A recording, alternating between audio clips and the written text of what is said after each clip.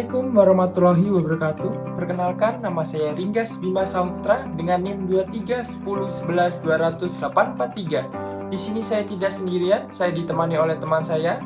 Saya Sinta Septia Zahra dengan NIM 2310111222. Halo, nama saya Muhammad Rijik Noval, NIM 231111201507. Kami akan mempresentasikan materi yang berjudul Perlindungan Konsumen Mata Kuliah Hukum Bisnis yang diampu oleh Bapak Dr. Rusdi SP MSI. Saya akan menjelaskan tujuan perlindungan konsumen. Perlindungan konsumen adalah upaya untuk melindungi dan memastikan hak-hak konsumen dalam bertransaksi atau menggunakan produk dan jasa. Konsumen adalah siapapun yang membeli atau menggunakan barang, jasa, atau fasilitas yang disediakan oleh pelaku usaha. Tujuan perlindungan konsumen itu yang pertama meningkatkan kesadaran konsumen, kemampuan dan kemandirian dalam melindungi diri mereka sendiri. Kedua, meningkatkan martabat konsumen dengan menghindari persepsi negatif terhadap penggunaan produk atau layanan. Yang ketiga, meningkatkan pemberdayaan konsumen dalam memilih, menentukan, dan menuntut hak-hak mereka sebagai konsumen. Yang keempat, membangun sistem perlindungan konsumen yang mencakup unsur kepastian hukum, pengungkapan informasi, dan akses ke informasi. Kelima, meningkatkan kesadaran bisnis akan pentingnya perlindungan konsumen untuk mendorong sikap jujur dan bertanggung jawab dalam berbisnis.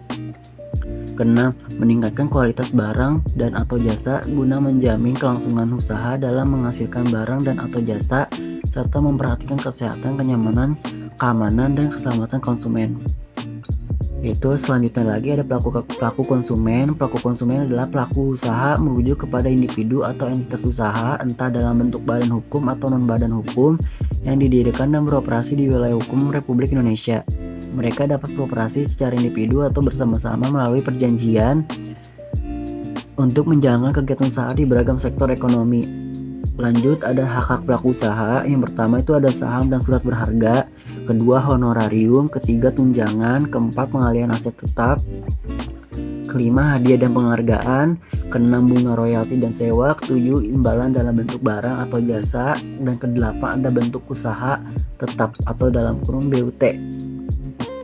Selanjutnya, kita akan membahas kewajiban-kewajiban dari pelaku bisnis yang perlu diperhatikan adalah yang pertama, beretikat baik dalam melakukan kegiatan bisnis. Yang kedua, memberikan informasi yang benar, jelas, dan jujur tentang kondisi dan jaminan barang atau layanan dan memberikan penjelasan tentang penggunaan, perbaikan, dan pemeliharaan.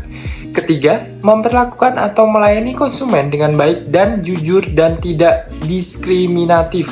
Keempat, untuk menjamin kualitas barang atau jasa yang diproduksi atau diperdagangkan berdasarkan ketentuan standar kualitas barang atau layanan yang berlaku.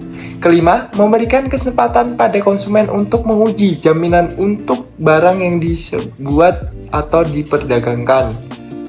Keenam, memberikan kompensasi untuk kerugian yang diakibatkan oleh penggunaan dan pemanfaatan barang atau jasa yang diperdagangkan. Yang terakhir, memberikan kompensasi untuk penggantian jika barang yang diterima atau digunakan tidak sesuai dengan perjanjian. Selanjutnya, membahas tanggung jawab pembisnis. Tanggung jawab dari pembisnis adalah bahwa setiap pelaku bisnis harus bertanggung jawab atas produk yang dihasilkan atau diperdagangkan. Tanggung jawab produk timbul karena kerugian yang dialami oleh konsumen sebagai akibat dari produk cacat, bisa karena kurangnya perhatian dalam memproduksi, tidak yang sesuai dengan yang dijanjikan atau dijamin, atau kesalahan yang dilakukan oleh pelaku bisnis. Dengan kata lain, pelaku melanggar atau melakukan tindakan melawan hukum. Dalam Undang-Undang Nomor 8 Tahun 1999, Pasal 19 hingga Pasal 28 diatur. Pasal 19 mengatur tanggung jawab pelaku usaha untuk produk yang diproduksi atau diperdagangkan dengan kompensasi kerugian atau kerusakan, polusi, dan kerugian konsumen. Bentuk kerugian konsumen dan kompensasi dalam bentuk pengembalian uang, penggantian barang atau jasa dengan nilai yang sama atau setara, perawatan kesehatan atau kompensasi yang diberikan sesuai dengan ketentuan perundang-undangan yang berlaku. Sementara itu, pasal 20 dan 21 mengatur beban dan tanggung jawab pelaku usaha tanpa menutup kemungkinan bagi penuntut untuk melakukan pembuktian. Sedangkan pasal 22 menyatakan bahwa bukti adanya unsur kesalahan dalam kasus pidana sebagai diatur dalam pasal 19. Saya akan membahas tentang hukuman atau sanksi. Hukuman atau sanksi terbagi menjadi dua, yaitu sanksi administratif. Dalam lembaga penyelesaian sengketa, konsumen yang mempunyai wewenang dalam hal ini untuk menjatuhkan sanksi administratif terhadap pelaku usaha. Pelaku usaha yang melanggar ketentuan pasal 29 ayat 2 dan 3, pasal 20, pasal 25, dan pasal 26. Yang kedua, sanksi administratif yang melanggar dikenakan maksimal denda sebesar 200 juta rupiah. Yang kedua, sanksi pidana. Untuk sanksi pidana sebagaimana dimaksud dalam pasal 62, hukuman tambahan dapat dikenakan dalam bentuk hal-hal berikut ini. Yang pertama adalah mengenai penyitaan akan barang-barang tertentu. Yang kedua, adanya pengumuman mengenai putusan dari hakim. Yang ketiga, harus membayar harga kompensasi hukuman atau sanksi. Selanjutnya, keunggulan kompetitif. Prinsip utama dalam mencapai keunggulan kompetitif dibagi menjadi dua, yaitu sebagai berikut.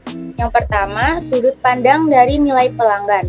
Artinya bahwa keunggulan akan terjadi jika ada pandangan pelanggan bahwa mereka mendapatkan nilai tertentu dari transaksi ekonomi dengan perusahaan. Yang kedua adalah sudut keunikan, dalam hal ini mengenai keunikan yang ditandai dengan barang dan jasa yang diproduksi oleh perusahaan. Dikatakan unik karena produk yang dihasilkan sulit ditiru oleh pesaing bisnis lainnya. Sekian dari kami, semoga video ini bermanfaat bagi kita semua. Kurang lebihnya kami mohon maaf. Wassalamualaikum warahmatullahi wabarakatuh.